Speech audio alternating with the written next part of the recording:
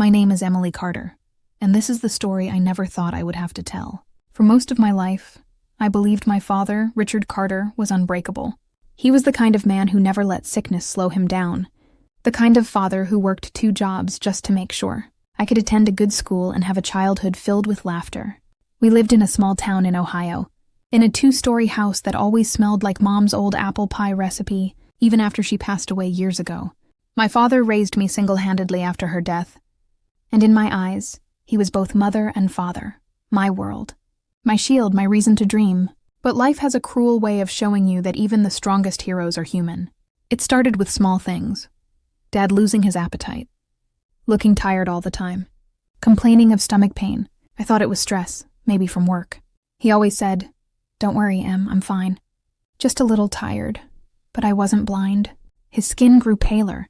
His eyes carried shadows, and one night, when I came home from school, I found him collapsed on the couch, sweating and weak. That night changed everything.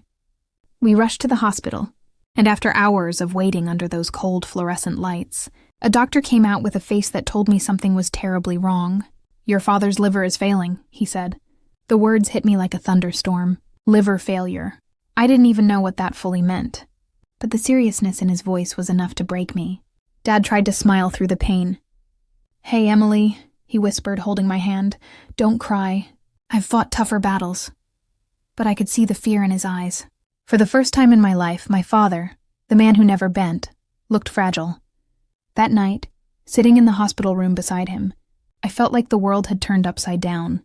I was only 19, still figuring out who I was, and suddenly, I was being asked to imagine a life without the person who had always been my anchor. The machines beeped steadily. The room smelled of antiseptic, and I held his hand, silently begging God not to take him away. And deep inside, I knew this was only the beginning of a long, painful journey. The days after Dad's diagnosis felt like stepping into a storm that never cleared. Every morning I woke up with the same fear. What if today was the day I lost him? The doctors explained that his liver was failing because of years of untreated hepatitis, something he never even told me about. He had hidden it from me, probably to protect me from worry. That was my father, always carrying the weight so I wouldn't have to. Hospital visits became part of our routine. The sterile white walls, the smell of medicine, and the quiet whispers of nurses became the background of my life. I started to memorize the rhythm of the machines hooked up to him, each beep reminding me of the fragile line between life and death. Dad was strong, though. Even when his body betrayed him, his spirit tried to stay alive. He would crack jokes with the nurses, tease me about studying harder for college, and pretend as if nothing was wrong. But I saw through him. At night, when he thought I was asleep in the chair beside him, I would hear him groaning softly, clutching his stomach in pain, his breathing shallow. I couldn't take it anymore. One night, I broke down in front of him. "Dad, why didn't you ever tell me you were sick? Why did you hide this from me?" He looked at me with tired eyes, the kind that held decades of sacrifice. "Because, Emily, I wanted you to live without fear. I didn't want you to carry my burden. You're young, full of dreams. You shouldn't have to worry about my battles." Tears blurred my vision. "But you're my father. I would rather share your pain than be left in the dark." He squeezed my hand gently, his skin cold but his grip steady. "You're stronger than you think. But Emily, promise me, no matter what happens, you will never stop chasing your dreams. Don't let my illness chain you down." I nodded, but inside I was breaking. How could I think about dreams when the very foundation of my world was collapsing? As days passed, bills piled up. Treatment was expensive, and even though Dad had insurance, it barely covered the cost of the transplant he needed. The doctors were clear. Without a liver transplant, his chances of survival were slim. Every time I heard the word transplant, it felt like a ticking clock in my head. Where would we find a donor? How would we pay for it? And what if time ran out before we even got the chance? One evening, as the sun dipped behind the hospital windows, I sat there watching him sleep, the sound of his shallow breaths filling the room. I whispered to myself, "I will save you, Dad. I don't know how, but I will." That was the moment I made a silent vow. No matter how hard, no matter what it cost, I would fight for him, just like he had fought for me all his life. The following weeks turned into a blur of hospital corridors, paperwork, and endless conversations with doctors. Every day I carried a notebook, scribbling down terms I barely understood: cirrhosis, End-stage liver disease, MELD score. Words that sounded cold, scientific, and yet they determined my father's future. Dad pretended he wasn't afraid, but I could see through the cracks in his armor. His once strong frame grew weaker. His skin turned yellowish. His hands trembled, and sometimes he would forget simple things. The doctors called it hepatic encephalopathy, a fancy way of saying his liver wasn't clearing the toxins from his blood, and it was affecting his mind. One afternoon, as I sat beside his hospital bed, he looked at me with a distant gaze and asked, "Emily, have you done your homework?" For a moment, my heart clenched.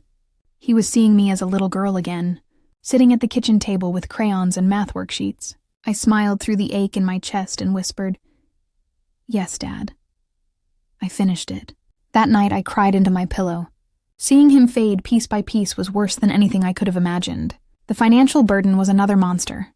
Insurance only covered so much. And the transplant waiting list wasn't just about finding a match. It was about money, timing, and survival. Bills stacked on the kitchen counter at home, and I began working extra hours at the local diner after my college classes. Some days I barely slept. My life became a cycle of serving customers, rushing to the hospital and trying to hold myself together. Still, I refused to give up. One day, as I was leaving the diner, my friend Samantha caught up with me. She was one of the few people who knew what I was going through. "Emily, you can't keep doing this alone. There are charities, organizations that help with transplant patients. You should reach out." I wanted to believe her, but pride and fear stopped me. Dad had always raised me to be independent, to stand on my own 2 feet. Asking for help felt like admitting defeat. But late at night, as I watched him struggling to breathe, I realized this wasn't about pride anymore. It was about saving his life. I started researching everything I could about transplant programs. I sent out emails, filled out forms, and even set up a fundraiser online. At first, it felt embarrassing, exposing our pain to strangers, but soon, messages of support started pouring in. People I had never met donated small amounts, left prayers, and shared our story. Dad noticed the change in me. "You're fighting so hard for me." He whispered one evening, his voice weak but filled with love. "But promise me, if this doesn't work out, you'll still keep living." I couldn't answer. My throat tightened, and I just held his hand tighter. In my heart, there was no other option. I wouldn't let him go. And as I walked out of the hospital that night, I felt the weight of tomorrow pressing down on me. But I also carried something stronger: hope. Hope is a strange thing. It keeps you moving when everything else tells you to stop. For me, hope became the only thing I could hold on to. Every day I woke up with the same mission: save my father. I balanced college classes, work at the diner, and hospital visits like a machine running on fumes. There were nights when I fell asleep on the hospital chair, books open on my lap, the sound of Dad's heart monitor echoing in the background. Nurses began to recognize me, some even bringing me coffee when they saw me dozing off. I was no longer just his daughter, I had become his shadow. One morning, I met with Dr. Patel, the liver specialist. His expression was kind but serious. "Emily, your father's condition is progressing faster than we expected. The transplant list is long, and even if we get him on it, we don't know how long it will take."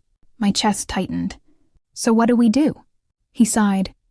"There's always the possibility of a living donor, someone willing to give a portion of their liver, but it has to be a compatible match."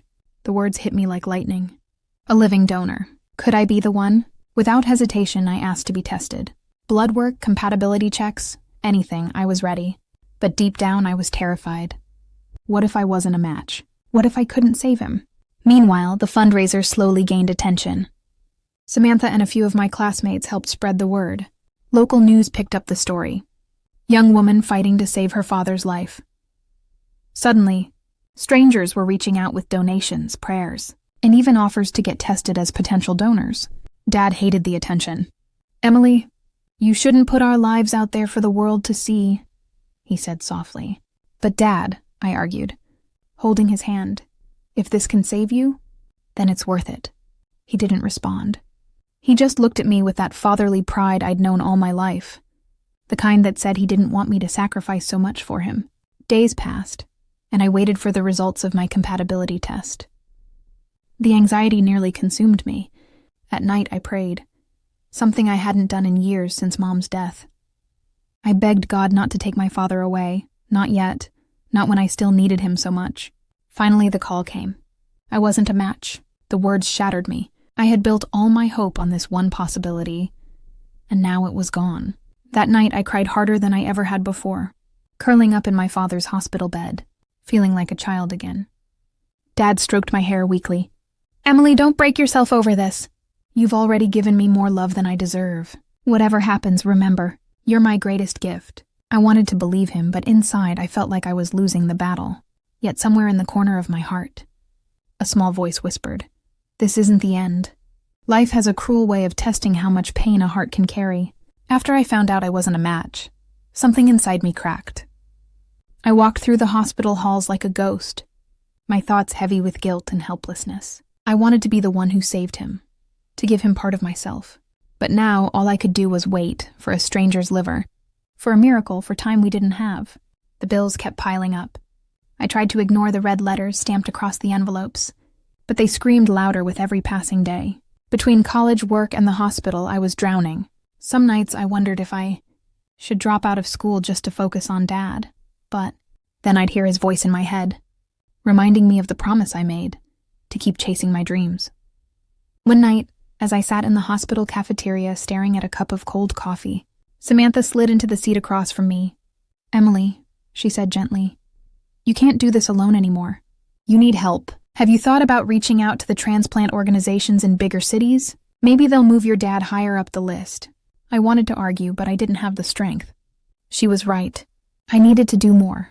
That night, I stayed up researching programs in Cleveland, New York, even as far as Houston. I called numbers, left messages, begged strangers to listen. Most of the time, the answer was the same. There's a waiting list. We'll do our best, but we can't promise anything. Meanwhile, Dad's health continued to spiral. His legs swelled, his skin turned yellow, and sometimes he would drift into confusion, not recognizing where he was. Once he looked at me and whispered, "Where's your mother?"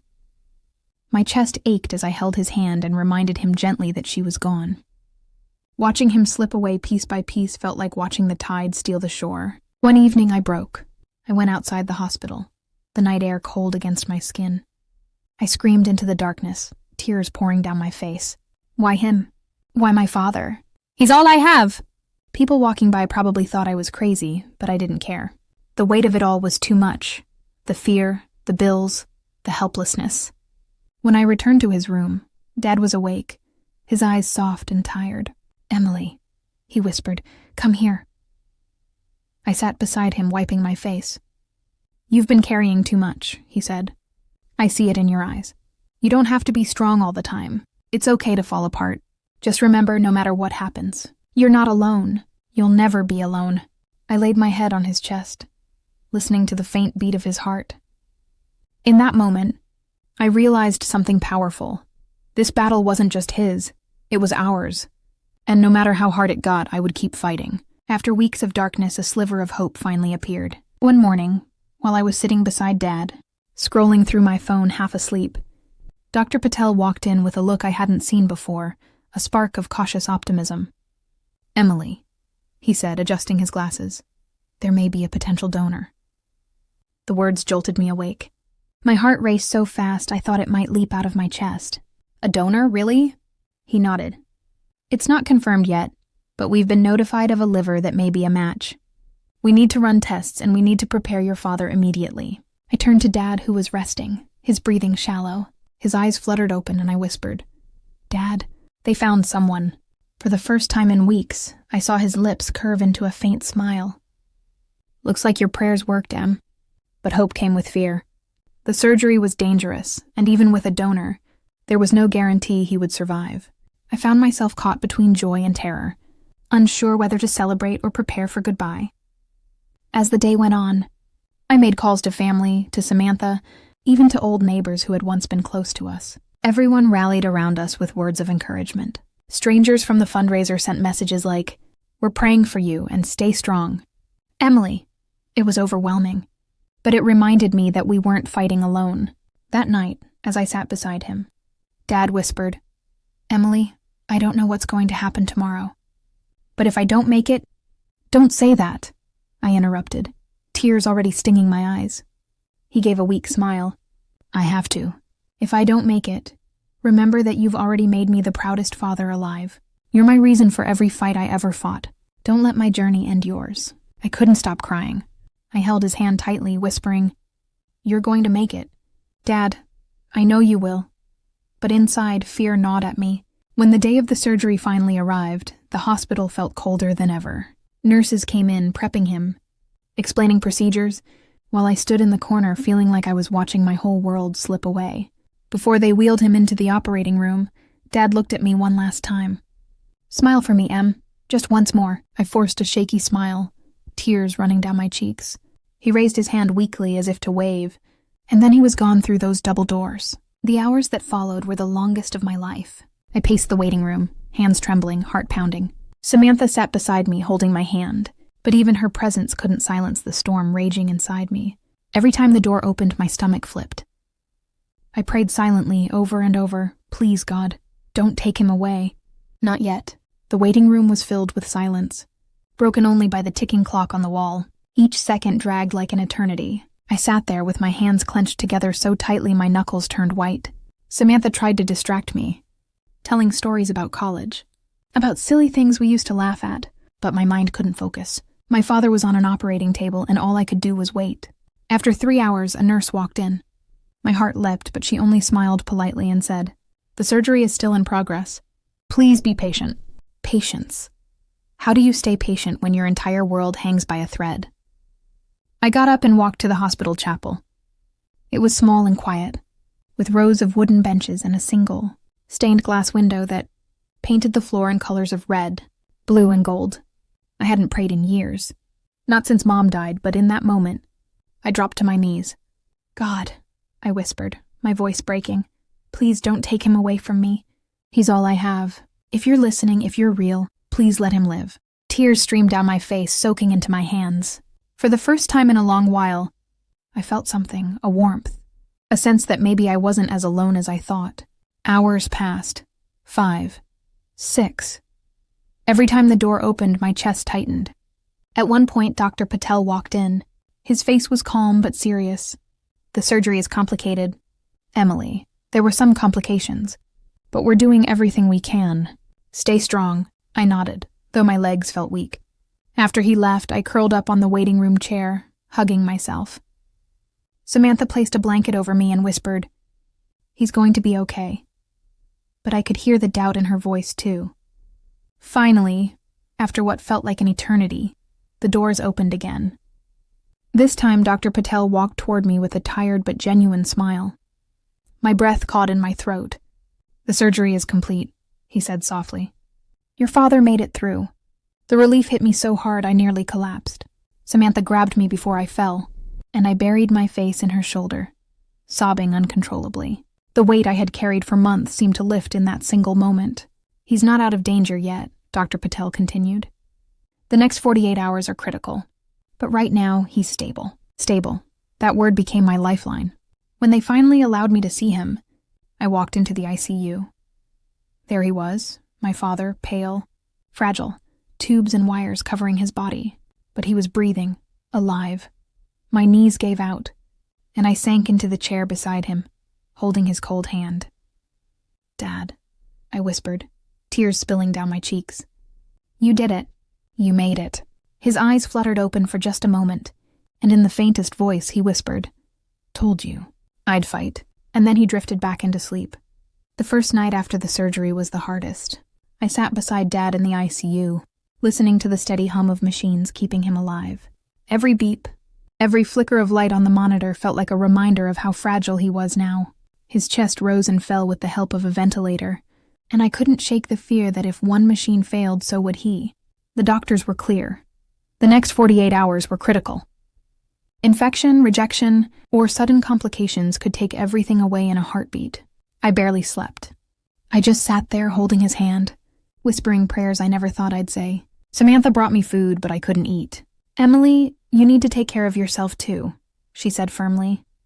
"I will," I lied, my eyes glued to my father's face. I couldn't look away. What if he needed me and I wasn't there? The hours crawled by. At times, Dad would stir slightly, his eyelids fluttering, his lips moving as though he wanted to speak. I leaned in, desperate to hear him, but the words never formed. By the second day, his condition stabilized enough that the doctors removed the ventilator. I held my breath as they gently pulled the tube out, waiting to see if he could breathe on his own. His chest rose, shaky but steady. Relief washed over me like a wave. When he finally opened his eyes, they were weak but alive.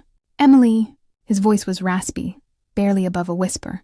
I grabbed his hand, tears spilling instantly. "I'm here, Dad. I'm right here." He gave me the faintest smile. "Didn't I tell you I'd fight?" I laughed through my tears. "Yeah, you did. And you scared me half to death while doing it. The doctors said he was not out of danger yet, but he was showing signs of recovery. The new liver was functioning, and his body seemed to be accepting it. Still, the battle wasn't over. He would need medications for life, strict monitoring, and endless follow-ups. But for now, just seeing him awake was enough. That evening, when it was just the two of us, I sat by his side and said softly, "Dad, I thought I was going to lose you." He reached for my hand with surprising strength. "You almost did. But Emily, your love kept me alive. I felt it every second I was under." I pressed my forehead against his hand, sobbing. "I can't imagine my life without you." He took a shaky breath. "One day, you'll have to, but not today." In that moment, I realized something powerful. This journey wasn't just about fighting for his life. It was about learning how precious every second truly was. And as I watched him drift back into sleep, I promised myself I would never take another day with him for granted. The days after the surgery slowly turned into weeks. Every morning I walked into the hospital room with the same fear in my chest. But each time I saw Dad sitting up a little straighter, breathing a little easier, my heart filled with cautious relief. His color began to return. The yellow tint in his skin faded, and his eyes, though still tired, carried more life than I'd seen in months. Nurses came in and out, checking his vitals, adjusting his medication. And every time they left, Dad would wink at me and say, "Still here, kiddo." Those words became my anchor. Rehabilitation wasn't easy. He had to relearn strength in his body. Muscles weakened from weeks of lying in bed. Physical therapists encouraged him to walk. First just a few steps, then down the hall, and eventually a slow circle around the ward. I walked beside him, my arm steadying his shaky frame. "One step at a time, Dad," I'd say, and he would grin, whispering, "I'll race you soon." At night I stayed with him, even though the hospital rules said I should go home. The nurses didn't have the heart to send me away. I slept in that same stiff chair, my hand always resting on his blanket, as if letting go would mean losing him. The fundraiser had grown beyond anything I could have imagined. News outlets picked up our story. Strangers sent letters and donations, and one local church even held a community event to help with medical bills. I was overwhelmed by the kindness of people I didn't even know. For the first time in months, I felt like the weight wasn't all on my shoulders. One evening, Samantha came to visit, carrying flowers and a bright smile. "Richard Carter," she said cheerfully. "You're looking better than the last time I saw you." Dad chuckled, his voice stronger now. "Guess I had a little help from above, and a lot from my daughter." He looked at me then, his eyes soft.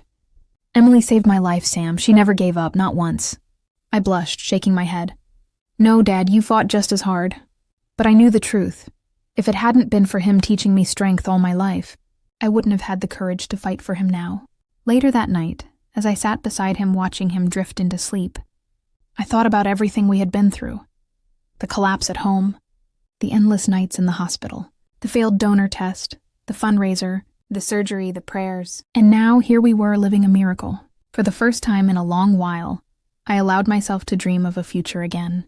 A future where my father would be there to walk me down the aisle one day, to meet his grandchildren, to sit on the porch and tell me the same old stories again and again. I knew the battle wasn't over, but in that moment, I finally believed we had a chance at a new dawn. The day finally came when the doctor said, Dad was strong enough to leave the hospital.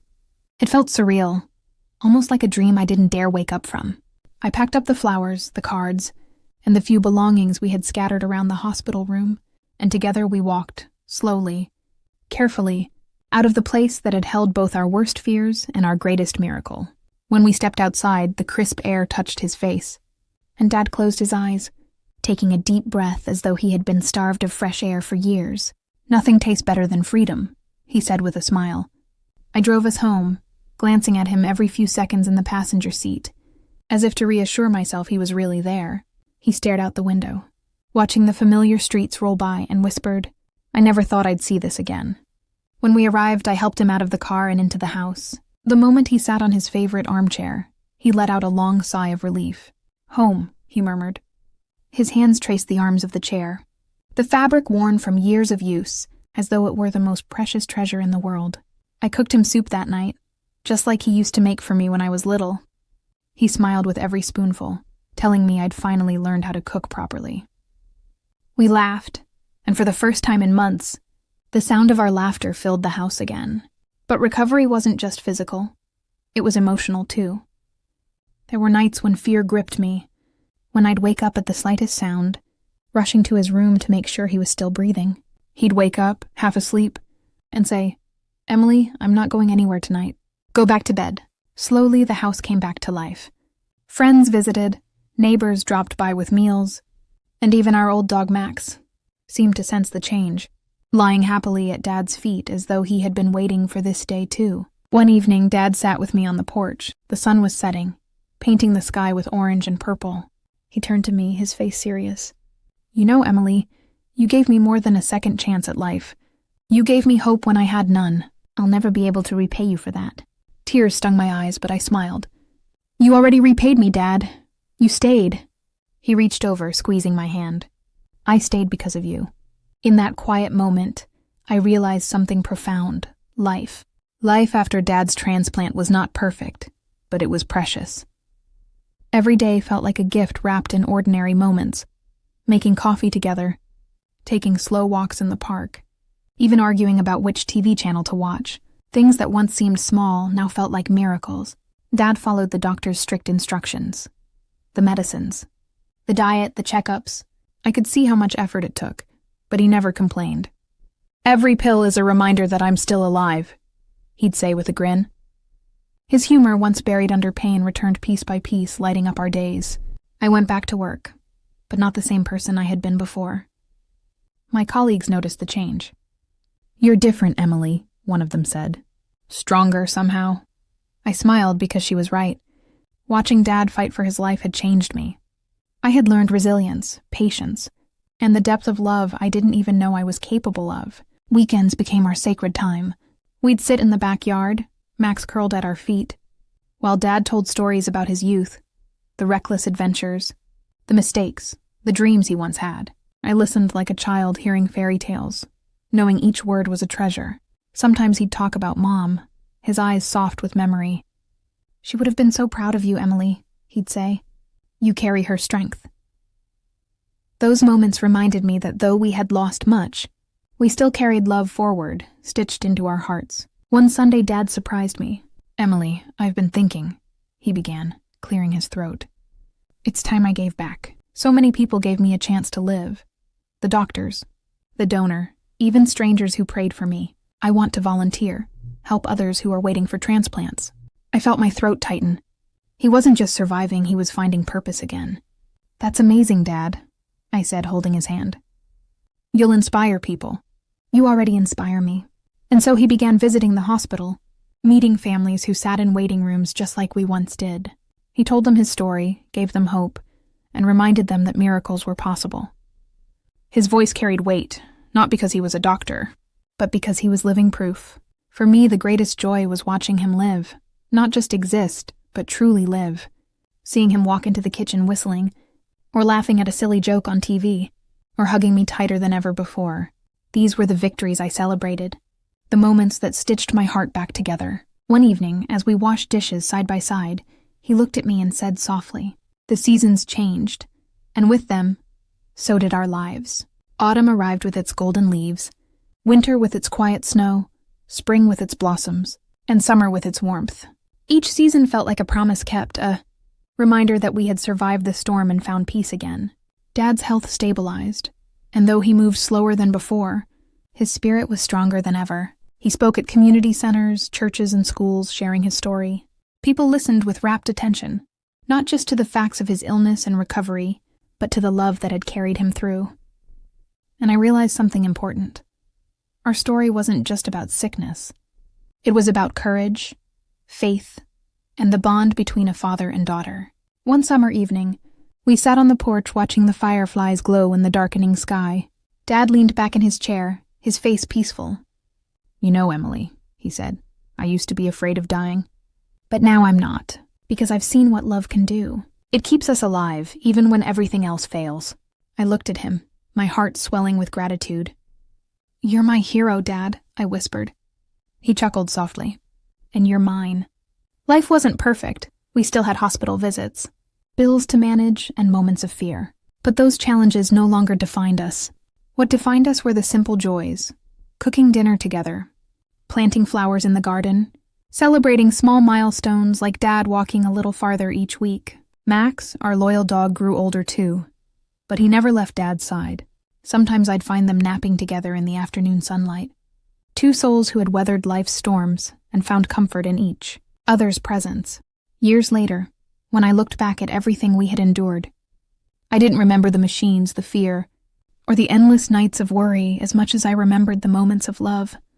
Dad holding my hand in the hospital, his first laugh after surgery, his smile when he tasted soup at home again. I realized that our story was never really about illness. It was about life, lived fiercely in the face of struggle.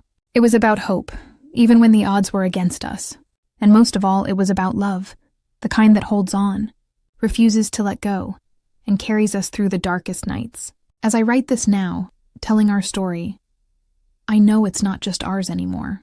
It belongs to anyone who has ever sat in a hospital room praying for a miracle, to anyone who has ever fought for someone they love, and to anyone who has discovered that even in pain, there is beauty. Dad smiled at me one last time before going to bed that evening. "Emily," he said, "the best chapter of our life isn't behind us. It's the one we're living right now." And I believed him.